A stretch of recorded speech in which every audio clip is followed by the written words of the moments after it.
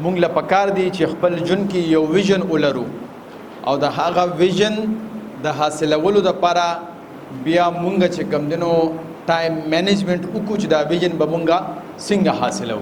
کوشش به یو کوي چې یو لاین برانی سي چې دا هغه لاین مطابق تاسو ودکېږي او پاسه دا هغه لاین مطابق تاسو ژوند تیر کې 15 کال پس تاسو په خپل پرسنالټي کې کافي چینج ووینئ چې تاسو ویژن مطابق خپل ژوند تیروي کنه د ټول نه غټه فایده بس تاسو دی تاسو به صحت خوي.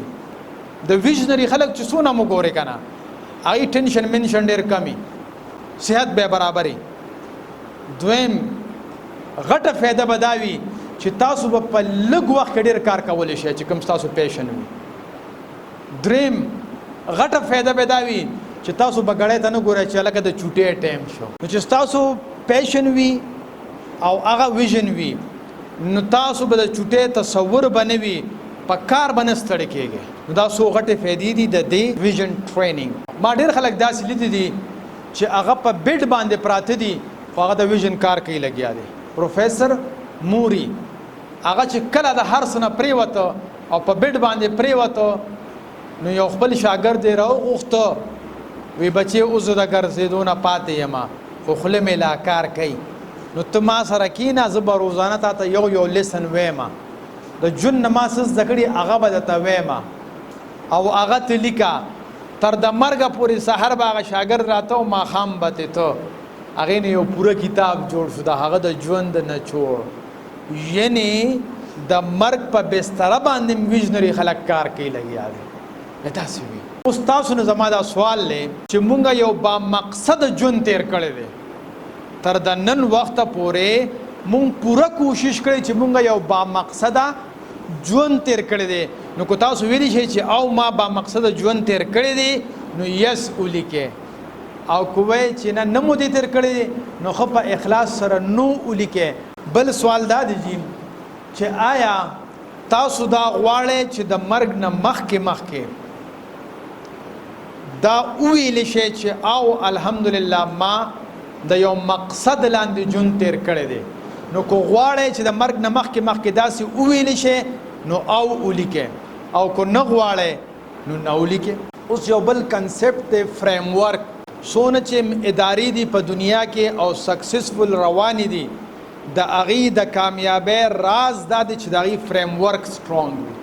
فریم ورک څه ته وایي؟ زمونږ او ستاسو د عقایدو د اصولو او د تصوراتو د مجموعي نوم فریم ورک دی چې د کم په بنیاد باندې مونږ او تاسو فیصلې کوو. لکه مثلا تاسو ته به یو آسان مثال درکمه چې کله په اداره کې څه مسله راشي او هغه مسلې د جذباتو په بنیاد باندې فیصله کیږي نو هغه مسلې به کله کله صحیح حل کیږي او کله کله به غلط حل کیږي. ځکه چې څوک فیصله کوي که د هغه جذباتو باندې کنټرول وي نو فیصله به ټیک وي او چې څوک فیصله کوي که هغه جذباتو باندې کنټرول نه وي فیصله به غلطه کیږي.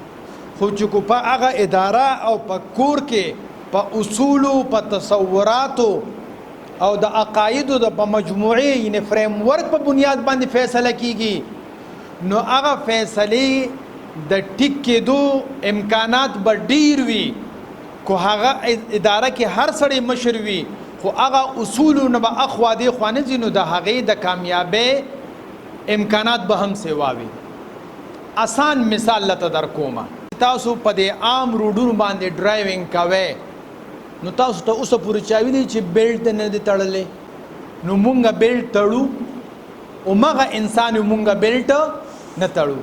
تاسو ته چا ویلي چې هلکه ته په فاست ټریک روانې کو په سلو ټریک روانې نو مونږ خوښه ده کو موټر سایکل په دې فاست ټریک باندې مخې شو کو په دې سلو باندې مخې کله به د ترخ کې رکشوز او کله به د ترخ کې موټر سایکل چې خیال باندې ډز څه سره به دې گاډي واخلي.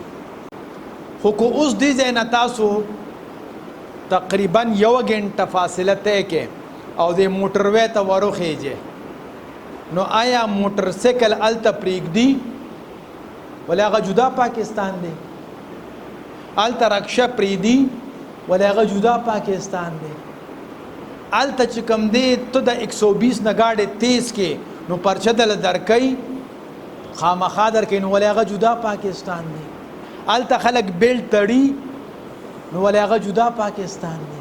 ولې د هغې فریم ورک جوړ کړی دی او هغې خلکو ته ویلي چې وروره رکشا موټر سایکل او دا چې کوم دی نو ټیکټر په دې الاؤډ نه دی.